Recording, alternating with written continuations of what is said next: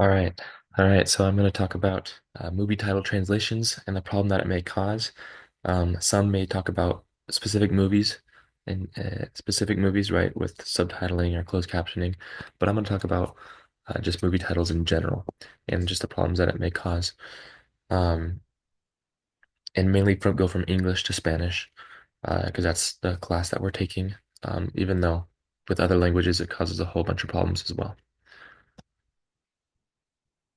So some famous movie examples that you all may know: The Shawshank Redemption, The Godfather, The Dark Knight, Lord of the Rings, right? Have you ever thought about what their translations might be in Spanish? Their movie title translations, have you ever seen it in Spanish? Probably not, right? But it differs some a little bit more than others. For example, for Shawshank Redemption, Sueño de Fuga, it translates to Dream of Escape. Um, very different, right? We're going to explain a little bit maybe why. Uh, Godfather, El Padrino, Batman, El Caballero de la Noche, the Night Knight, kind of interesting there. Maybe that was part of the purpose, maybe not. And Lord of the Rings, El Señor de los Anillos. Something that a title must have, regardless of the language, right? It must capture the audience's attention in the target language, in the target culture. They must have a background, right? An understanding of real understanding of the culture, the background of those people, so that they can really capture their attention. It must be relevant and meaningful to the target audience and culture. It must be important to them, like must make them want to watch it, right? Also, something that's very helpful, a ring to it. If it has a ring to it, it's going to be memorable, impactful. They're gonna want to tell their friends, and that's the goal of the movie translators. Not too long, not too short, right? So find that sweet spot, so that it has that ring to it. And the most important, the content of the film must be reflected in the title. Sometimes the title, the movie may have a specific image in the on the movie front page, right? And sometimes that can't be changed. So they need to be able to adapt. And if it doesn't translate directly, they got to change it, but still keep in mind um, that title page, right? But it must be reflected in the title, the content of the film. I'm going to talk about a little bit versus Spain versus Mexico, Latin America titles, and how they differ, and maybe why. The first one is Home Alone. We all love Home Alone in Mexico and Latin America. It's Mi Pobre Angelito, but in Spain they maintain the translation with Solo en Casa. So it could just depend, right? In Spain they might be more familiar with European culture, um, but in Mexico they might have changed it because there's more influence. Maybe they're more influenced by slang and local expressions. It just depends. In Mexico and Latin America, Die Hard. It's translated directly Duro de Matar. In Spain, completely different. Jungla de Cristal. In Mexico and Latin America, it talks more, addresses more the character and his toughness, right? Whereas in Spain, it talks more about an iconic scene of a skyscraper. Maybe people in Spain are more familiar with um, with what a skyscraper is, what function it has.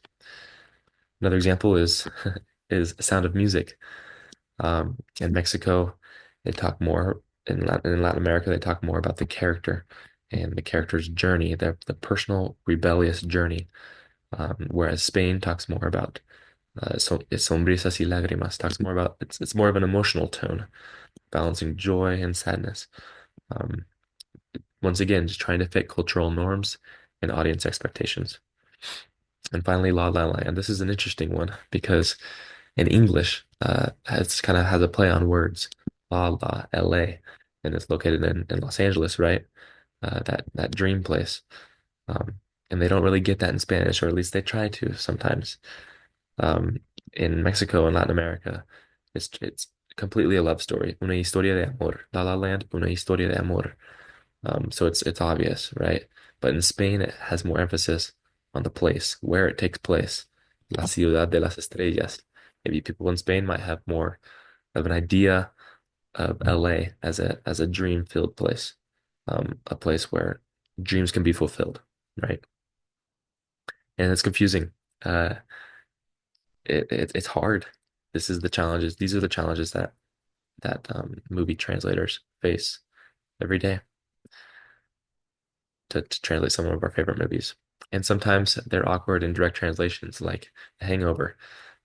It's not la resaco. In Colombia dicen el guayabo. It's que pasó ayer, right? If someone's hungover, they don't know what happened yesterday. And so it covers more just the general, um, conveying that general meaning of what what's portrayed in the movie. Another one example is The Silence of the Lambs. Instead, it's translated to The Silence of the Innocents. So lambs, a lamb might not be considered innocent like it is in English. Oveja might have a different meaning in certain countries, right? In Mexico or Latin America, and Peru and Chile, or in Spain. And another one is The Naked Gun, and that's translated to agárralo como puedas. And I'll let you guys maybe figure out why it might be translated that way. And there's lots of movie title transcreation. One of my favorites is 101 Dalmatians. That's translated completely differently. La noche de las narices frías.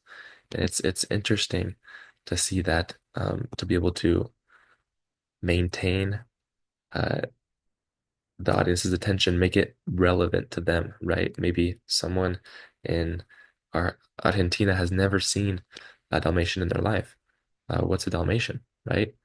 Um, and whereas we may see one every twice a year on the street walking, right? So that they're able to change that so that it's not, so that it's still kind of relevant to them, right? Another example is Ferris Bueller's Day Off. Es un experto en diversiones. Um, it changes, right? Or Jaws changed to just shark, tiburón. Um, it depends on the country, depends on the culture and the background knowledge that they may have regarding movies and just general information, right? And so there's several resources that translators can use. IMDb, I use that a lot for this. There's 7 languages, but like I said, there are different dialects. There's Canadian French, there's France French, there's Mexican Spanish, there's Spain Spanish, right? Latin American Spanish. So it depends. And they do have different translations for those specific dialects. TV tropes. This is interesting as identities, recurring themes, motifs in films. Um, People can go on there and see the main themes, the recurring themes in specific films, so that they can make sure that whatever's reflected in the film is also, um, to a certain extent, reflected in the title. And Prosy.com, professional translators share knowledge um, in this website about different problems that they may have caused. Dr. Carmen may know more about this because I'm not a professional translator. But it'd be cool. But yeah, Prosy.com would be a great website, a resource for these translators. La RAE, Real Academia Española, has great definitions, professional definitions, and sometimes slang in different countries that can be very useful. Then El Corpus del Español, with web dialects portion of it. But I don't know if they use this, but I think it'd be very helpful to know how certain words or how much certain words are used in certain countries, in Spain or in Spanish-speaking countries. And then finally, do you think movie titles should always preserve the original meaning, or is it more important for them to connect with local audiences? Should the translation focus on emotional appeal or direct, accurate translation? It depends, right? And so that's why I portrayed these questions so that you all can think about it. Um, Hope you enjoyed the presentation. Thank you for listening.